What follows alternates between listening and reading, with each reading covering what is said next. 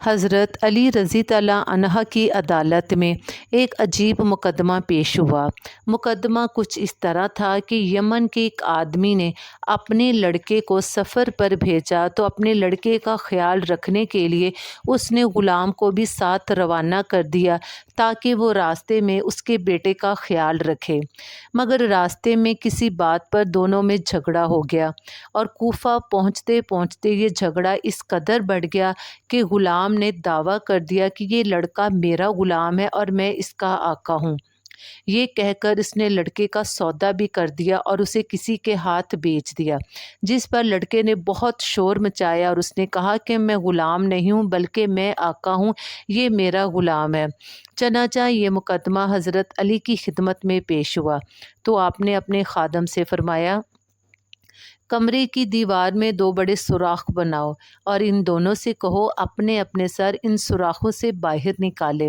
جب دونوں نے اپنے سر سوراخوں سے باہر نکال لیے تو حضرت علی رضی اللہ عنہ نے خادم سے فرمایا، جاؤ جا کر رسول اللہ صلی اللہ علیہ وآلہ وسلم کی تلوار لے کر آؤ۔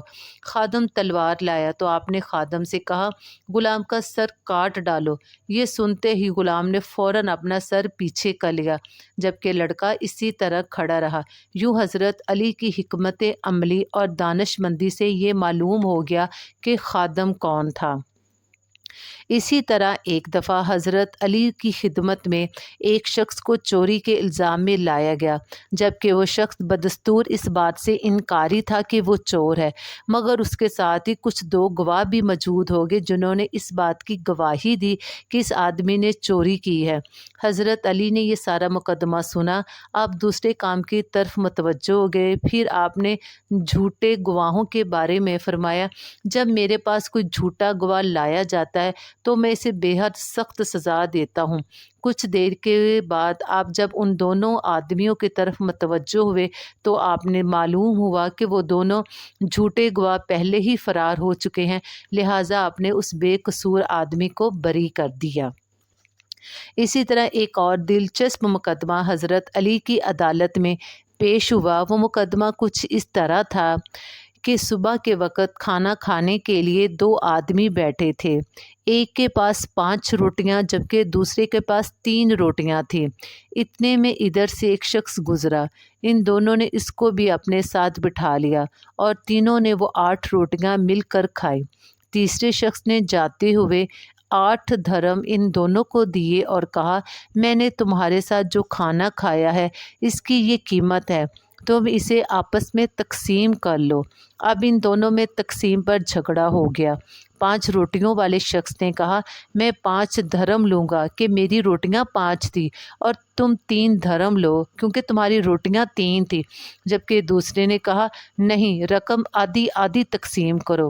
دونوں یہ مقدمہ لے کر حضرت علی کی خدمت میں حاضر ہوئے۔ آپ نے اسے مشورہ دیتے ہوئے کہا، تمہارا ساتھی جو تمہیں دے رہا ہے اسے قبول کر لو کیونکہ اس کی روٹیاں زیادہ تھی۔ وہ کہنے لگا، مجھے صرف انصاف چاہیے، میں آپ سے انصاف کروانے کے لیے آیا ہوں۔ جس پر آپ نے فرمایا، انصاف یہی ہے کہ تم 1 دھرم لو اور تمہارا ساتھی 7 دھرم لے۔ اس نے حضرت علی سے کہا، میرے ساتھی تو مجھے 3 دھرم دینے کو تیار تھے لیکن میں راضی نہیں ہوا اور آپ نے بھی یہی مشورہ دیا اور میں نے قبول نہیں کیا۔ اب آپ یہ فرما رہے ہیں کہ میں 3 کو چھوڑ کر 1 دھرم لے لوں۔ حضرت علی نے فرمایا، اب جب کہ تم نے انصاف کی بات کی ہے تو بات کو پہلے اچھی طریقے سے سمجھ لو۔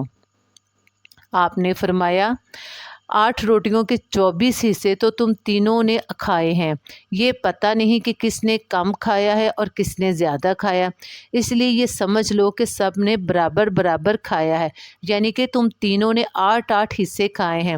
تم نے اپنی 3 روٹیوں کے 9 حصوں میں سے 8 حصے کھائے، تمہارا 1 حصہ باقی رہا، اور تمہارے ساتھی نے اپنی 5 روٹیوں کے 15 حصوں میں سے 8 حصے کھائے، اس کے 7 حصے باقی رہے۔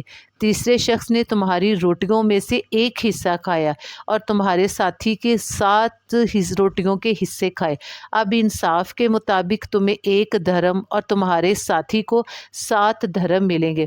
اب جھگڑا کرنے والا شخص مجبور ہو گیا اور اس کو 1 دھرم ہی لینا پڑا۔